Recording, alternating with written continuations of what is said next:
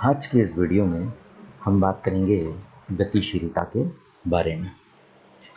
गतिशीलता मोबिलिटी असल में होती क्या है और इस गतिशीलता का इफ़ेक्ट आखिर कंडक्टर पर क्या होता है। तो यहाँ हम बात कर रहे हैं गतिशीलता के बारे में।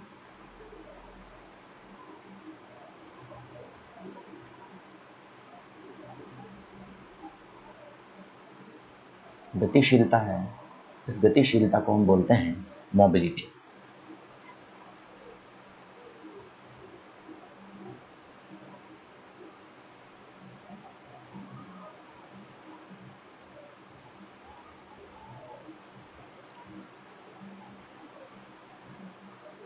गतिशीलता इसे कहा जाता है इंग्लिश में मोबिलिटी।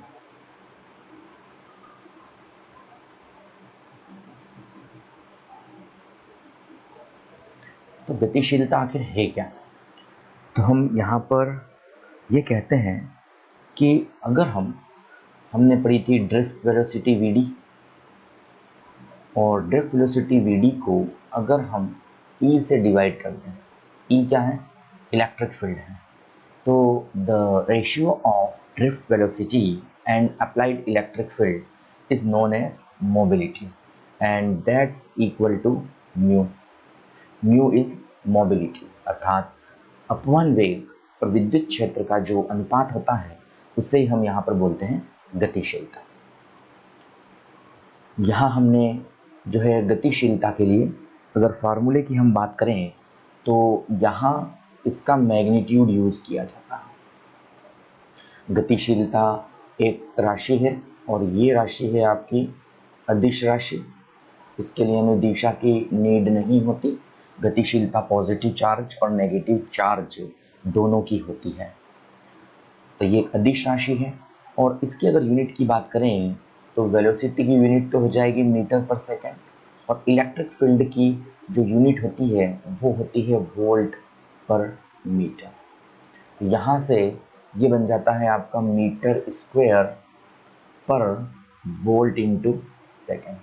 साथ ही साथ हम एक और यूनिट की बात करते हैं इसके, तो आपका वेलोसिटी का यूनिट तो मीटर पर सेकेंड ही होता है, बट अगर हम बात करें तो यहाँ से न्यूटन पर कूलाम इलेक्ट्रिक फील्ड का एक और यूनिट होता है। अरे भाई, E इजिकल टू हम जानते हैं ये होता है आपका F डिवाइड बाई Q होता है। F मतलब फोर्स है, Q मतलब चार्ज, कूलाम है। तो न्यूटन पर कूलाम ये यूनिट यहीं से निकल के आता है। और यहाँ पर हमने कुछ देर पहले बात की थी कि जो इलेक्ट्रिक फील्ड होता है आपका, वो इलेक्ट्रिक फील्ड पोटेंशियल ग्रेडियंट की हमने बात की थी, विभव प्रवणता की बात की थी कि डिस्टेंस के रेस्पेक्ट में जो वोल्टेज ड्रॉप होता है उसे हम जो है इलेक्ट्रिक फील्ड के वो बराबर होता है। मतलब कि जैसे जैसे हम इलेक्ट्रिक फील्ड की डायरेक्शन में जाते हैं तो डिस्टेंस के रेस्पेक्ट में पोटेंशियल ड्रॉप हो जाता है, विभव कम हो जाता है। तो यहाँ से विभव का मात्रक जो होता है, यूनिट होता है, वो होता है वोल्ट, जिसको हमने यहाँ रखा है, और लेंथ का जो यूनिट होता है वो होता है मीटर। तो ये यूनिट हमने यहाँ से निकाला है। तो ये हो जाता है आपका जो है ये, तो इसको हम लिख सकते हैं न्यूटन इंटू मीटर पर, सॉरी, यहाँ से हम लिख सकते हैं जो है metre into coulomb into metre, coulomb into metre, क्योंकि डिनोमिनेटर का डिनोमिनेटर ये सबसे ऊपर जाता है मल्टीपल में, और ये मल्टीपल में नीचे का नीचे रह जाता है। तो कूलाम इंटू मीटर पर न्यूटन इंटू सेकेंड। अगर हम इसके डायमेंशन की बात करें तो डायमेंशन हम बात करें कूलाम, कूलाम मतलब क्या होता है? अगर हम बात करें यहाँ से आई इजिकल टू होता है आपका Q अपॉन टी होता है, Q अपॉन में टी होता है। तो Q इजिकल टू क्या बनता है आपका? IT बनता है। यहाँ से कूलाम किसकी यूनिट है? कूलाम यूनिट है चार्ज की। तो चार्ज की जगह अपन IT, I का मतलब एम्पियर और T मतलब हम रख सकते हैं सेकेंड। और साथ में मीटर का यूनिट जो होता है, मीटर खुद एक अपने आप में यूनिट, तो ये मीटर ही रहेगा, डिवाइड बाय न्यूटन। फोर्स का जो यूनिट होता है वो होता है M1 L1 T माइनस 2। ये इसका यूनिट होता है, जिससे मैंने अपने पहले ही कुछ वीडियोस में इसको डिस्क्राइब किया हुआ है। 11th का जो यूनिट डायमेंशन का चैप्टर है वहाँ इसको बिल्कुल बताया हुआ है। लेकिन आपको यहाँ डायरेक्ट याद रखना है, फोर्स और वर्क का जो डायमेंशन है वो तो आपको डायरेक्ट ही याद होना चाहिए। अगर यहाँ n की जगह 2 कर देंगे तो ये वर्क बन जाएगा। अभी ये फोर्स है इंटू सेकेंड, सेकेंड किसका यूनिट है, तो सेकेंड यूनिट है टाइम का, और टाइम की जगह अपन यूज़ करते हैं कैपिटल टी। तो यहाँ से इसको पूरे को अगर सॉल्व करें तो यहाँ से m मास है, और ऑलरेडी ये जो m है, इस m की जगह अगर हम कहें, इस m की जगह मैं रख सकता हूँ यहाँ l को मैं यहाँ रख सकता हूँ। तो m की जगह रखा जा सकता है l। देखिए m जो है, क्योंकि m क्या है आपका, m अपन कह सकते हैं यहाँ डिस्टेंस होता है, और डिस्टेंस मतलब होती है आपकी लेंथ होती है। तो लेंथ होती है, इसका मतलब मैं इसकी जगह रख सकता हूँ यहाँ पर जो है ये m मतलब मीटर, मीटर किसका है, तो लेंथ का है, तो लेंथ मतलब कैपिटल L यहाँ पर रखा जा सकता है। तो इस तरह से हम यहाँ पर इन डायमेंशंस की बात करते हैं। अब देखिए इसको पूरे को सॉल्व करेंगे तो ऊपर तो रहेगा आपका s एम्पीयर इंटू सेकेंड, और सेकेंड मतलब किसकी सेकेंड जगह में रख सकता हूँ क्या, कैपिटल T रख सकता हूँ क्या, अरे सेकेंड टाइम है, टाइम मतलब क्या होता है, टाइम मतलब कैपिटल T। तो ये इसकी डायमेंशन अब फाइनली निकल के आती है, m उठ के ऊपर गया -1 हो गया, l उठ के ऊपर गया -1 हो गया, t उठ के ऊपर गया तो ये 2 बन गया। साथ ही साथ ये तो एक ब्रैकेट था, नीचे वाला t है ये भी ऊपर गया तो ये t -1 हो गया। अरे यहाँ पावर थी आपकी 1, ऊपर जाके हो जाएगी -1, और साथ ही साथ ऊपर प्रेजेंट है a1 l1 और साथ ही साथ ही ये t1। फाइनली इसको जब हम सॉल्व करेंगे तो हमारे पास जो डायमेंशन आएगी m-1, और ये l से ये l कैंसिल हो जाएगा तो ये बन जाएगा l0, और साथ ही साथ t -1 से +1 कट जाएगा तो ये बन जाएगा m-1 l0 and l0 and t2। ये हो जाएंगी इसकी डायमेंशंस, ठीक है। तो ये रहेगा आपका यहाँ m-1 l0 एंड t2, और साथ ही साथ a बच गया है तो ये a1 इसके साथ में चलेगा। ये हो जाती है इसकी डायमेंशंस हो जाती है।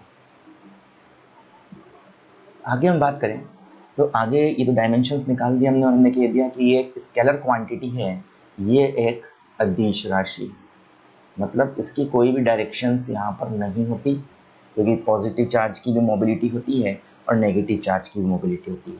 तो अगर हम बात करें कंडक्टर के अंदर, तो कंडक्टर के अंदर सिर्फ चलता है आपका नेगेटिव आयन, मतलब कंडक्टर के अंदर जो मोबिलिटी होती है वो किसकी होती है, इलेक्ट्रॉन्स की मोबिलिटी होती है।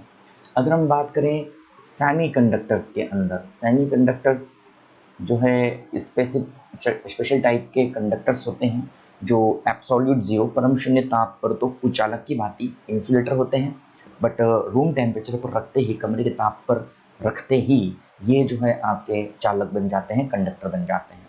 तो सेमी कंडक्टर की जो मोबिलिटी है, तो यहाँ पर मोबिलिटी के लिए इलेक्ट्रॉन्स भी होते हैं और यहाँ पर होल्स भी होते हैं, इसके बारे में हम डिटेल में पढ़ेंगे इलेक्ट्रॉनिक्स वाले चैप्टर में। तो इलेक्ट्रॉन और होल दोनों होते हैं। और अगर अपन बात करें किसी जो है सेमीकंडक्टर, मतलब ये होते हैं अर्धचालक, नाम से स्पष्ट है सेमी, सेमी मतलब अर्ध और कंडक्टर मतलब चालक। और कंडक्टर ये होते हैं आपके चालक होते हैं, और यहाँ जो है कुछ चालकों में कोई भी चार्ज कैरियर नहीं, क्योंकि फ्री इलेक्ट्रॉन होते ही नहीं हैं। और अगर हम बात करें यहाँ पर, तो यहाँ इनके बाद में आता है जो है विद्युत अपघट्य। अगर विद्युत अपघट्य की बात करें तो विद्युत अपघट्य के अंदर जिसे अपन बोलते हैं इलेक्ट्रोलाइट, इस इलेक्ट्रोलाइट के अंदर जो आपके जो होते हैं पॉजिटिव आयंस होते हैं और नेगेटिव आयंस होते हैं। तो इस तरह से यहाँ पर हम मोबिलिटी की बात करते हैं। अब यहाँ जो है हम फिर से एक रिलेशन को निकाल सकते हैं, क्योंकि मैं जानता हूँ कि VD की वैल्यू हम पहले निकाल चुके थे लास्ट वीडियो के अंदर, और ये VD का वैल्यू था आपका E अपॉन में M, जहाँ M इलेक्ट्रॉन का मास था, E इलेक्ट्रॉन का चार्ज था, E जो था वो ऑपरेटेड इलेक्ट्रिक फील्ड आरोपित विद्युत क्षेत्र था, और टो था वो रिलैक्सेशन टाइम, शांति काल था। दो सक्सेसिव कोलिजन जो होते हैं उनके बीच जो टाइम लगता है, मतलब जो दो लगातार टक्करें होती हैं उनके बीच लगने वाला समय श्रांतिकाल कहलाता है। तो ये वैल्यू है और इसका ये माइनस चिन्ह के साथ था, बट जब मैं इसका मैग्नीट्यूड लूँगा तो ये माइनस प्लस से बदल जाएगा और यहाँ से मैं लिख सकता हूँ magnitude of V D divide by E, that's is equal to, ये बन जाता है ई, क्योंकि मैग्नीट्यूड ले लिया है तो मैग्नीट्यूड लेने से ये साइन किस में बदल जाएगा, आपका प्लस में बदल जाएगा, तो ई टू डिवाइड बाय ये हो जाएगा आपका एम हो जाएगा। इस तरह से जो है ये वी डी अपॉन ई निकलता है। वी डी अपॉन ई का वैल्यू हम जानते हैं ऊपर से म्यू होता है, तो these implies we can write mu that is equal to E to और डिवाइड बाय ये बन जाएगा आपका एम हो जाएगा। ठीक है, तो ये जो है मोबिलिटी का एक और फॉर्मूला निकलता है। जैसे अगर हम यहाँ पर इसकी डायमेंशंस और जो है यूनिट्स हम निकाल चुके थे, एक रिलेशन और होता है जिसे जो है इसके बाद वाले टॉपिक में मैं आपको समझा दूंगा। I is equal to N E A V D, मतलब जब अपन V पोटेंशियल अप्लाई करते हैं तो कंडक्टर के अंदर करंट फ्लो करता है और वो करंट होता है I is equal to N E A V D. ये करंट और ड्रिफ्ट वेलोसिटी के बीच में रिलेशन होता है। तो यहाँ से हम जो है वी डी का वैल्यू ला के रख देता हूँ मैं यहाँ से। तो वी डी का वैल्यू क्या होगा, अगर अपन इसी फॉर्मूले को देखें फिर से, यही फॉर्मूला है, इस फॉर्मूले को अगर अपन देखें तो ये फॉर्मूले से जो वी डी का वैल्यू हो जाएगा वो बन जाएगा V D that's is equal to, इसको अपन ई की टर्म में लिख रहे हैं, दैट्स इज इक्वल टू ये बन जाएगा आपका म्यू ई। ठीक है, तो ये होता है। तो इस इक्वेशन में इस वैल्यू को उठा करके हम इस वी डी की जगह पुट कर दें तो यहाँ से बन जाएगा आपका I is equal to N E A और साथ में बन जाएगा म्यू और साथ में रहेगा आपका E बन जाएगा। इसका मतलब ये है कि यहाँ जो I है, करंट है, वो जो है सीधी मोबिलिटी के डायरेक्टली प्रोपोर्शनल होता है। तो ये एक रिलेशन I और इसके बीच में ये निकलता है। अब जैसे कि हम जब बात करेंगे सेमीकंडक्टर्स के लिए, जैसे इलेक्ट्रॉन करंट की बात करें तो इलेक्ट्रॉन करंट के लिए क्या बनेगा, ये बन जाएगा आई ई इज इक्वल टू, ये रहेगा नंबर ऑफ इलेक्ट्रॉन्स और ये इस इलेक्ट्रॉन का चार्ज और जिस एरिया में से करंट फ्लो हो रहा है वो, और म्यू क्या ई क्या कहलाएगी, म्यू ई कहलाएगी इलेक्ट्रॉन की मोबिलिटी और ई क्या कहलाएगा आपका ऑपरेटेड इलेक्ट्रिक फील्ड कहलाएगा। और इसी प्रकार से अगर हम बात करें होल्स के लिए, फॉर होल्स, तो होल्स के लिए क्या कंडीशन बनेगी, ये बन जाएगा आपका I H that's is equal to I H that's is equal to, अब यहाँ पर होल्स का नंबर मैं पी बोल देता हूँ और होल का चार्ज ई होता है, होल की मोबिलिटी म्यू एच होती है और इलेक्ट्रिक फील्ड होता है आपका ई। तो इस प्रकार से हम आई ई और आई एच की फॉर्म में भी इसको यहाँ पर लिख सकते हैं। चलिए अब इस रिलेशन पे बात कर लेते हैं, ये रिलेशन एक्चुअल में है क्या। तो इस रिलेशन को अगर हम देखें तो यहाँ से ये रिलेशन जो है, मान लेते हैं हमें प्रूव करना है, क्या प्रूव करना है हमें, टू प्रूव, जो अभी भी हमने रिलेशन लिखा था उस रिलेशन को हमें प्रूव करना है। इस रिलेशन को प्रूव करने के लिए क्या प्रूव करना है, I is equal to N E A b d, ये एक रिलेशन कहलाता है। ये रिलेशन होता है आपका, संबंध होता है, और ये रिलेशन, ये संबंध होता है आपका बिटवीन किस किस के बीच में, ये होता है करंट और जो है आपका ड्रिफ्ट वेलोसिटी वी डी के बीच में ये रिलेशन होता है। तो करंट और ड्रिफ्ट वेलोसिटी बीच ये रिलेशन हमारे पास से निकल कर आता है। तो अब हम इस रिलेशन को प्रूव करें तो उसके लिए सबसे पहले मान लेते हैं हमारे पास में एक कंडक्टर है, ये कंडक्टर हम ले रहे हैं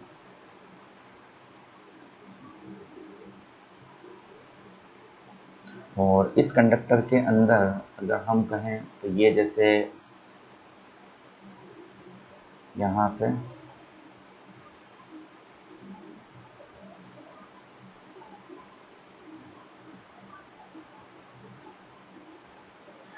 इस कंडक्टर की हम बात कर रहे हैं ये कंडक्टर हमने बनाया है कुछ ऐसे, कुछ यहाँ से होते हुए कुछ ऐसे, ठीक है।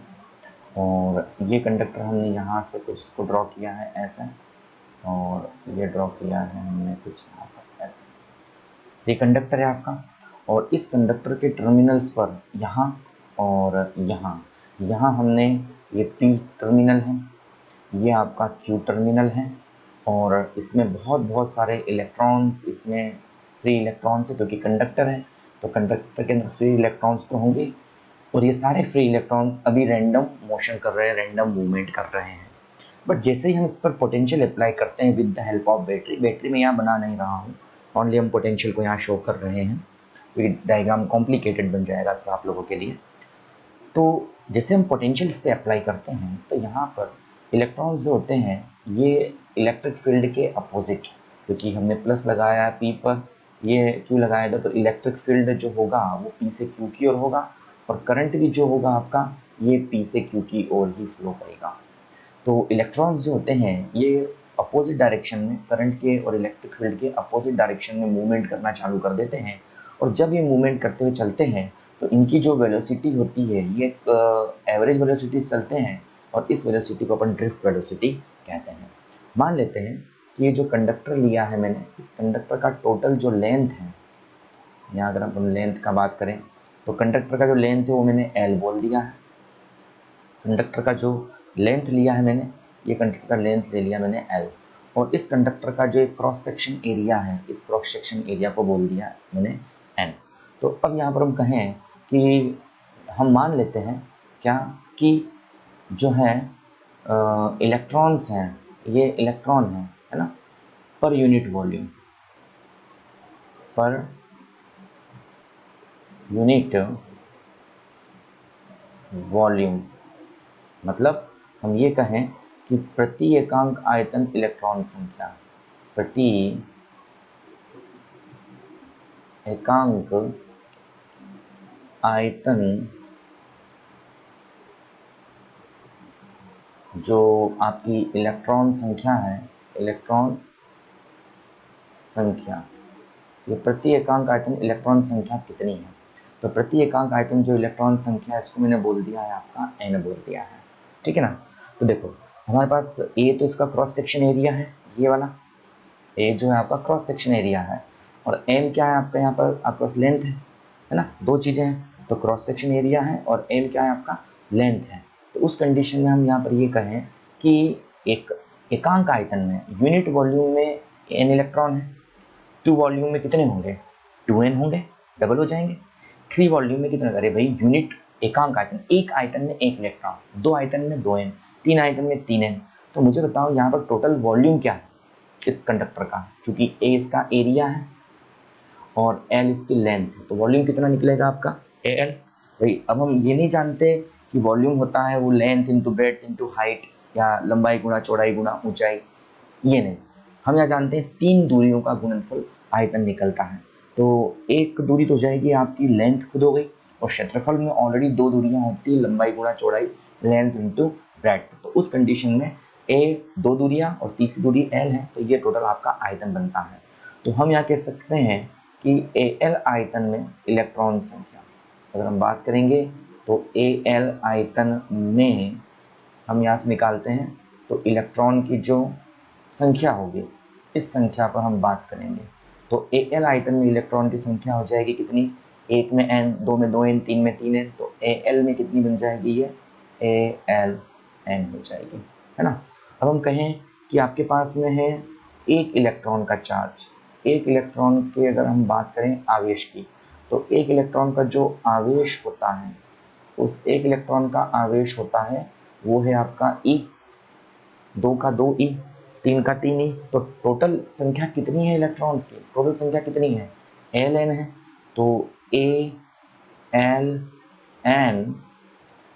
इलेक्ट्रॉन्स हैं, इनका आवेश, ALN इलेक्ट्रॉन्स का आवेश, और ये जो आवेश आएगा आपका ये बन जाएगा, इसको हम बोलेंगे Q, और Q that's is equal to ये बन जाएगा ALN, और ये बन जाएगा आपका E। तो एल का आवेश ALNE आपका यहाँ पर बन जाने वाला है। ठीक है, तो ये इक्वेशन नंबर हमारे पास में फर्स्ट आ जाती है।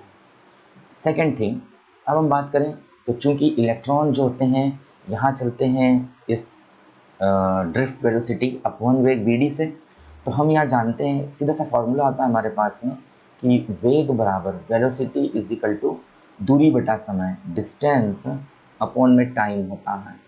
डिस्टेंस अपॉन में क्या होता है आपके पास में, ये टाइम निकलता है। तो velocity is equal to distance upon time. अब हम यहाँ अगर बात करते हैं तो वेलोसिटी, इलेक्ट्रॉन इलेक्ट्रिक फील्ड लगाने पर कौन सी स्पीड चलते हैं, VD वेलोसिटी चलते हैं। दूरी कितनी कवर कर रहे हैं, तो P से Q तक जाने में मान लेते हैं कोई एक इलेक्ट्रॉन यहाँ से चल करके यहाँ पहुँचता है, ठीक है ना। तो उस कंडीशन में लेंथ कितनी कवर करेगा, ये L लेंथ कवर करेगा, और टाइमिंग कितना लगेगा इसको, टो टाइमिंग लगेगा। टो क्या है यहाँ पर, ड्रिफ्ट वेलोसिटी में रिलैक्सेशन टाइम है, मतलब शांति काल है, दो उत्तरोत्तर टक्करों के बीच का समय। तो यहाँ से टो का वैल्यू निकाल लें तो L अपॉन में ये बन जाएगा आपका VD हो जाएगा, इक्वेशन नंबर 2 आ जाएगा। अब इक्वेशन फर्स्ट एंड सेकंड दोनों को हम यूज़ कर लें, सो वी कैन से हम कह सकते हैं कि जो आपकी धारा होती है, जो करंट होता है, वो होता है I इज इक्वल टू, ये बनता है आपका I इज इक्वल टू हम जानते हैं ये होता है Q अपॉन में T। ये डेफिनेशन करंट का डेफिनेशन होता है। तो I is equal to Q upon T। तो these implies we can say I use equation first and second. First equation क्या है, ये बन जाएगी ALNE और डिवाइड बाय ये रहेगा आपका L और अपॉन में रहेगा ये आपका VD। तो यहाँ से हम लिख सकते हैं कि I इज इक्वल टू, जो मिलने वाला है मुझे, ये जो बटे का बटे है VD सबसे ऊपर चला जाएगा, और ये L जो है ये इस L से कैंसिल हो जाएगा। तो फाइनली मेरे पास जो बनेगा NEAVD, ये हमारे पास में जो है इसकी वैल्यू आती है। ठीक है, तो ये होता है करंट और रिलेशन होता है करंट के बीच में और आपके जो है ड्रिफ्ट वेलोसिटी के बीच में। ठीक है, अब देखिए, अब यहाँ से क्या है, हमने कुछ रिलेशंस देखे हैं, उन रिलेशंस को हम एक साथ स्टडी करो, साथ में कुछ इंपॉर्टेंट पॉइंट्स की बात करें जो पॉइंट ऑफ व्यू एग्ज़ाम के हिसाब से बहुत इंपॉर्टेंट है। सबसे पहले हमने जो है बात करी थी यहाँ करंट की, और करंट के बाद हमने निकाला था करंट डेंसिटी, जिससे पिछले लेक्चर में इसकी बात कर चुका हूँ मैं। करंट डेंसिटी जो होता है ये होता है I अपॉन में A होता है, ये तो चीज़ हमने निकाली थी। फिर हमने बात करी थी जो यहाँ से ड्रिफ्ट वेलोसिटी की, और drift velocity and electric field में हमने रिलेशन निकाला था। मैग्नीट्यूड ले रहा हूँ सिर्फ इसका, तो ई टो, मतलब माइनस चिन्ह को मैं नहीं ले रहा हूँ क्योंकि मुझे यहाँ इसकी ज़रूरत नहीं है। माइनस साइन से ये दिखलाता है कि इलेक्ट्रॉन जो होते हैं वो इलेक्ट्रिक फील्ड के अपोजिट मूव करते हैं। तो ई टो अपॉन में m होता है, ये हमने निकाला। तीसरा रिलेशन हमने अभी जस्ट ऊपर निकाला है, I is equal to NEAVD। चौथे रिलेशन की हम बात करें तो वो हमारे पास था मोबिलिटी वाला, और उसका फॉर्मूला था मैग्नीट्यूड ऑफ VD और डिवाइड बाय कितना था ये आपका E था। ठीक है, और या फिर म्यू इज इक्वल टू, हमने ये बात कही थी, क्या कहा था, ये था आपका ई टो डिवाइड बाय m, और साथ ही साथ हमने यहाँ पर बात कही थी जो I और इसके बीच में मोबिलिटी, तो I इज इक्वल टू ये हमने निकाला था NEA mu E T. NE ऐसे भी इलेक्ट्रॉन्स की बात कर रहे हैं, और होल्स के लिए ये P बन जाएगा म्यू ई और ये कैपिटल।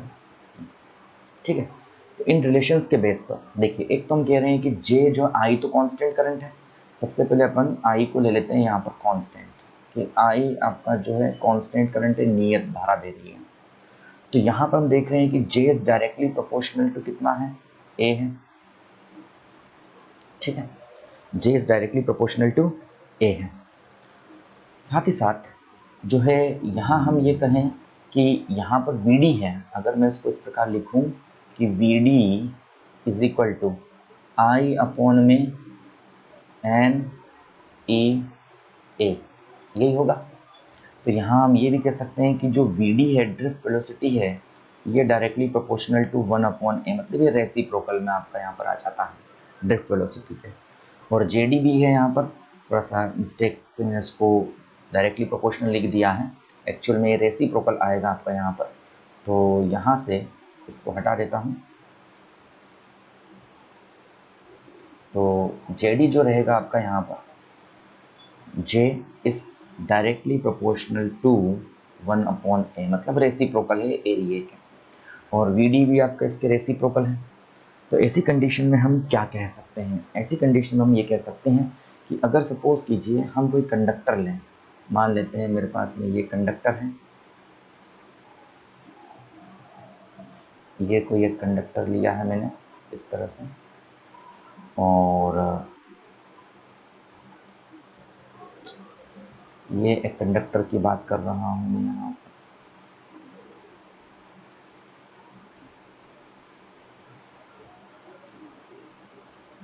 सॉरी, ये कंडक्टर लिया है मैंने यहाँ, और यहाँ पर मैंने एक कंडक्टर लिया है इस तरह से, कुछ ऐसे लिया हुआ है ये कंडक्टर। और अगर हम कहें कि इसका एरिया है आपका A1 और इसका एरिया है A2, ठीक है, और इस पर हम जब पोटेंशियल अप्लाई करते हैं तो पोटेंशियल अप्लाई करने पर उसको प्लस और A2 को माइनस से जोड़ दें तो इसमें करंट फ्लो करता है, I करंट फ्लो करने लगता है ना। अगर इस टर्मिनल पे करंट I1 हो, इस टर्मिनल पे करंट I2 हो, बट हम देख चुके हैं कि I इजिकल टू क्या होता है, I किसी भी हाल में जो सिर्फ Q और T पर डिपेंड करता है, एरिया पर डिपेंड नहीं करता। तो ऐसी कंडीशन में हम ये कह सकते हैं कि यहाँ पर जो है I1 इजिकल टू रहेगा आपका I2 रहेगा। पहली चीज, I1 और I2 एक दूसरे के इक्वल रहेंगे, ठीक है ना, एरिया पे कोई फ़र्क नहीं पड़ता। एरिया आपका A1 है वो इस लेस देन A2 है, तो दोनों के लिए करंट सेम रहेगा। ये फर्स्ट रिजल्ट हमारे पास निकल के आता है। सेकंड रिजल्ट में हम बोलते हैं, हम करंट डेंसिटी की बात कर लेते हैं। चूँकि करंट डेंसिटी रेसिप्रोकल है, तो चूँकि A1 लेस देन A2 है, इसका मतलब कि करंट डेंसिटी जो होगी J1 इस ग्रेटर देन क्या बन जाएगा आपका, J2 हो जाएगा। मतलब J1 जो होगा, J1 कहाँ है, इस एरिया A पर करंट डेंसिटी है, J2 क्या है, इस एरिया A2 पर करंट डेंसिटी। मतलब जहाँ पर एरिया ज़्यादा होगा वहाँ पर करंट डेंसिटी कम हो जाएगा, और जहाँ पर एरिया कम होगा वहाँ पर करंट डेंसिटी बढ़ जाएगा। साथ ही साथ अब हम बात करें तो चूँकि A1 less than A2 again है, और यहाँ पर ये VD जो है इस A के रेसिप्रोकल आ रहा है, तो हम यहाँ से कह सकते हैं कि VD1 is greater than VD2। मतलब कि जहाँ पर एरिया कम रहेगा वहाँ पर ड्रिफ्ट वेलोसिटी ज़्यादा होगी, और जहाँ पर एरिया कम होगा वहाँ पर ड्रिफ्ट वेलोसिटी कम हो जाएगी। तो ये कुछ रिजल्ट्स की हमने यहाँ पर बात की थी, कुछ डिपेंडेचर की हमने यहाँ पर बात की थी। साथ ही साथ हमने यहाँ पर ये भी कहा था कि जो VD है यहाँ पर इस वाले फॉर्मूले के अंदर E तो क्या है आपका कांस्टेंट है, M भी क्या है आपका कांस्टेंट है, तो VD directly proportional to E हम यहाँ पर ये कह सकते हैं, या E की जगह V/L रख दूँ तो डायरेक्टली प्रोपोर्शनल टू V/L। मतलब जो आपकी ड्रिफ्ट वेलोसिटी है ये पोटेंशियल पर डिपेंड करती है। अगर आपका इलेक्ट्रिक फील्ड इंक्रीज़ करता है तो ड्रिफ्ट वेलोसिटी भी इंक्रीज़ करेगा, और अगर आपका इलेक्ट्रिक फील्ड डिक्रीज़ करता है तो ड्रिफ्ट वेलोसिटी भी डिक्रीज़ करेगा। साथ ही साथ यहाँ जो है VD है, ये VD is directly proportional to relaxation time. अब रिलैक्सेशन टाइम जो डिपेंड करता है ये टेम्परेचर के ऊपर, कि अगर हम टेम्परेचर को इंक्रीज़ करते हैं तो ऑब्वियस सी बात है, मान लें यहाँ पर दो इलेक्ट्रॉन्स हैं, पहले ये टेम्परेचर कम था तो इलेक्ट्रॉन के पास कम एनर्जी था, तो ये यहाँ से यहाँ तक जाने में इसको ज़्यादा टाइम लग रहा था। लेकिन जैसे हम टेम्परेचर को इंक्रीज़ करेंगे तो टेम्परेचर को इंक्रीज़ करते ही यहाँ से क्या हो जाएगा, यहाँ से यहाँ तक का, इन दो जगहों के बीच का टाइमिंग, पहुँचने का टाइमिंग कम हो जाएगा। इसका मतलब टो का वैल्यू क्या हो जाएगा, रिलैक्सेशन टाइम डिक्रीज़ हो जाएगा, और रिलैक्सेशन टाइम डिक्रीज़ होगा और डायरेक्टली प्रोपोर्शनल में आ रहा है, इसका मतलब ड्रिफ्ट वेलोसिटी भी क्या हो जाएगा आपका, डिक्रीज़ हो जाएगा। तीसरी चीज़ कि यहाँ पर हम ये कहते हैं कि VD जो है आपका, ये VD doesn't depend on length, ये हमने लास्ट सेक्शन में भी बात की थी। ये डजंट डिपेंड ऑन लेंथ, मतलब लंबाई पर ये निर्भर नहीं करता है। तो ये ऑब्वियसली बात है, आपको फार्मूले में भले ये दिखाई दे रहा होगा कि वीडी और रेसिप्रोकल है, मतलब लंबाई ज़्यादा होने पर ड्रिफ्ट वेलोसिटी कम हो जाता है, बट ऐसा नहीं है। क्योंकि हमने यहाँ पर करंट को कांस्टेंट लिया है, तो इस कांस्टेंट करंट के लिए हम यहाँ पर ये कह सकते हैं कि जो ड्रिफ्ट वेलोसिटी होती है ये एल पर डिपेंड नहीं करता। अरे भाई, अगर हम सपोज करो इसमें दो, ये कंडक्टर है, ये कंडक्टर ले लेता हूँ, चलो मैं इसको, ये मैंने कंडक्टर ले लिया कोई, और इस कंडक्टर में इनके बीच का जो डिस्टेंस, ये दो एटम्स हैं जिनके बीच इलेक्ट्रॉन को कोलिजन करना है, इनके बीच का डिस्टेंस है कुछ ये, और यहाँ पर वी डी वेलोसिटी चलता है। अब अगर मैं कंडक्टर की लेंथ को बढ़ा दूँ, मैं अगर यहाँ से कंडक्टर है, इस कंडक्टर की लेंथ को बढ़ा दिया, चलिए मैंने ये बढ़ा दिया, और इस कंडक्टर की लेंथ को मैंने बढ़ा दिया, चलिए ये बढ़ा दिया, और कंडक्टर की लेंथ को बढ़ा दिया, तो कंडक्टर की लेंथ को अगर बढ़ा दूँ तो भी दो एटम्स के बीच का डिस्टेंस जो होगा वो उतना ही होगा। इसका मतलब जब डिस्टेंस उतना ही है तो आपका जो ड्रिफ्ट वेलोसिटी है वो भी उतना ही होगा। तो ये हमें कुछ चीज़ें इसमें बिल्कुल ध्यान रखनी है। ड्रिफ्ट वेलोसिटी की वैल्यू जो होती है बहुत ही लेस होती है, बहुत कम होती है। लगभग अगर हम कहें तो कॉपर के अंदर इसकी वैल्यू लगभग 10⁻⁻⁻4 मीटर पर सेकेंड के आसपास की इसकी वैल्यू होती है। इस पर हम चर्चा करेंगे अभी। चलिए, साथ ही साथ अगर हम यहाँ बात करें, फिर से ये रिलेशन हमारे पास में है, इस रिलेशन को हम फिर से देखें तो I इजिकल टू क्या हो रहा है आपका, NeVd हो रहा है। चलिए इसको नीचे ले लेता हूँ मैं। हम जानते हैं अगले रिलेशन के लिए, तो यहाँ पर I इजिकल टू होता है NeAVd, और ऊपर हमने क्या किया है, I को कांस्टेंट माना है, नियत माना है।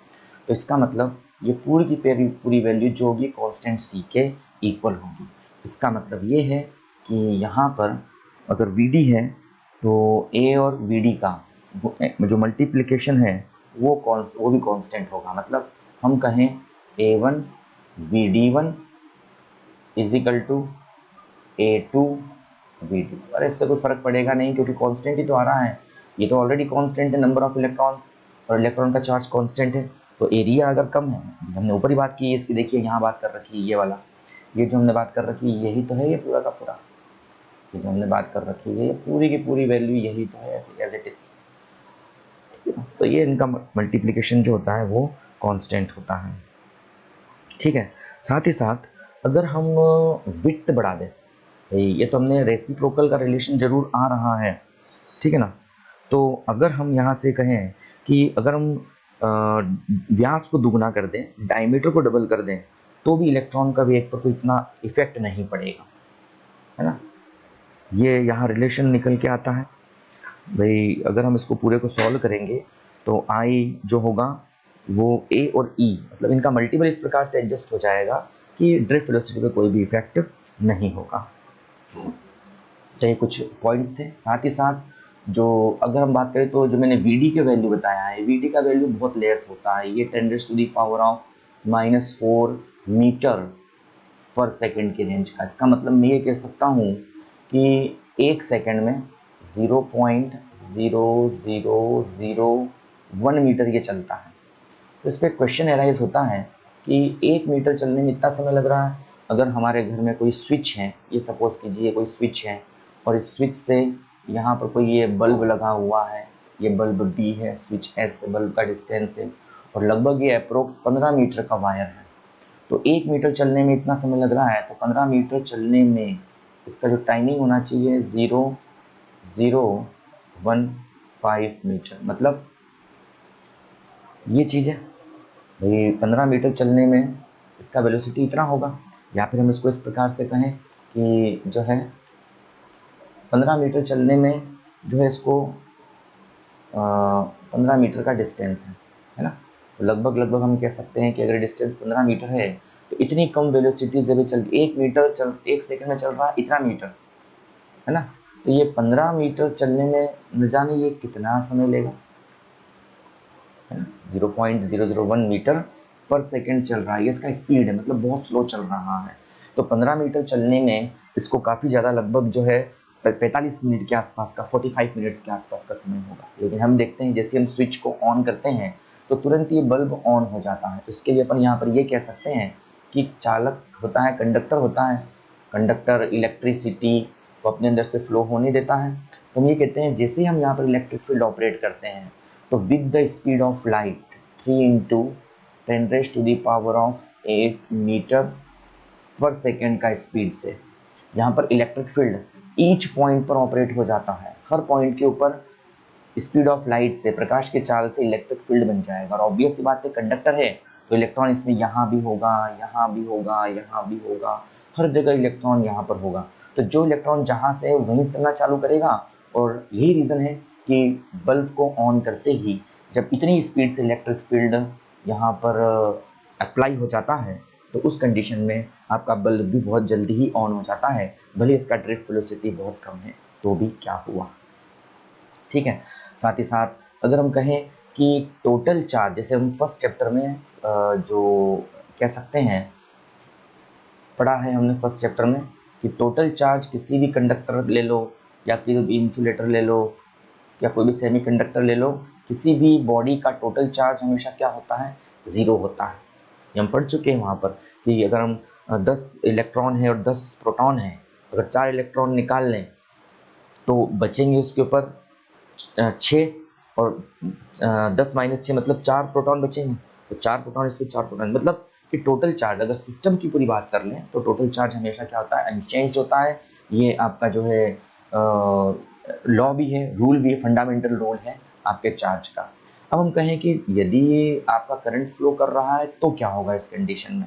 तो ध्यान रखना, जब भी किसी कंडक्टर में से करंट फ्लो करता है, सपोज करो ये कंडक्टर है ना, सपोज करो ये कंडक्टर है और इस कंडक्टर के अंदर से करंट फ्लो कर रहा है, करंट फ्लो कर रहा है, तो ऑब्वियस सी बात है यहाँ पर किसी टाइमिंग के अंदर मान लेते हैं इसके अंदर 10 इलेक्ट्रॉन प्रेजेंट है, ऐसा हमने लेके चल रही है। जैसे ही हम इलेक्ट्रिक फील्ड लगाएंगे, प्लस लगाएंगे और इसको लगाएंगे हम माइनस लगाएंगे, तो ये जो चार्ज होगा ये इस बैटरी के पॉजिटिव टर्मिनल में चला जाएगा, है ना। तो अब चार्ज कितना बचना चाहिए, 9। लेकिन जैसे ही ये इसमें समाता है तो इधर से नेगेटिव टर्मिनल से एक इलेक्ट्रॉन निकल करके ठीक उसी समय इसमें इंटर कर जाता है। मतलब ये बिल्कुल वैसा है जैसे कि ऊपर कोई टंकी रखा हुआ, आपका छत के ऊपर कोई टंकी रखा हुआ है और उस टंकी में बहुत सारा पानी भरा हुआ है और इसके थ्रू, टैप के थ्रू, ये पाइप के थ्रू, यहाँ पर कोई टैप है, पाइप के थ्रू जो है यहाँ पर कोई टैप जुड़ा हुआ है आपका, ये टैप है, ये पाइप के थ्रू जुड़ा हुआ है, कोई टैप है। मैं यहाँ से इस टैप को बना देता हूँ सबसे पहले। ये टैप है, ये पाइप के थ्रू जुड़ा हुआ और यहाँ से जो है हम इसको बंद कर सकते हैं, ओपन कर सकते हैं, खोल सकते हैं। ठीक है। तो एट टाइम इस पाइप के अंदर मान लेते हैं 3 लीटर पानी, ठीक है ना। अगर हम टैप को खोलें और टैप को खोल के हमने 1 लीटर पानी निकाल लिया और मैं आपसे पूछूं बताओ अब इस पाइप के अंदर कितना पानी बचा, तो चूंकि ऊपर से तो ये जुड़ा हुआ है, जितना पानी यहाँ से बाहर निकला उतना पानी यहाँ से इंटर कर जाएगा। तो एनी टाइम इसके अंदर जो पाइप में पानी रहेगा वो 3 लीटर का ही रहेगा।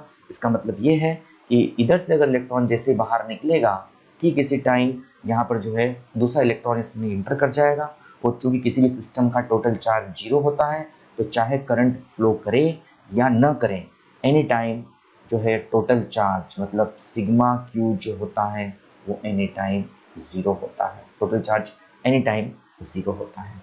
तो ये कुछ इंपॉर्टेंट चीज़ें थी इसके लिए। उम्मीद है आपको यहाँ बढ़िया समझ में आया होगा। इसके क्वेश्चंस, उसके जो न्यूमेरिकल्स वगैरह हैं ये मैं आपको अगले वीडियो में प्रोवाइड करवा दूँगा।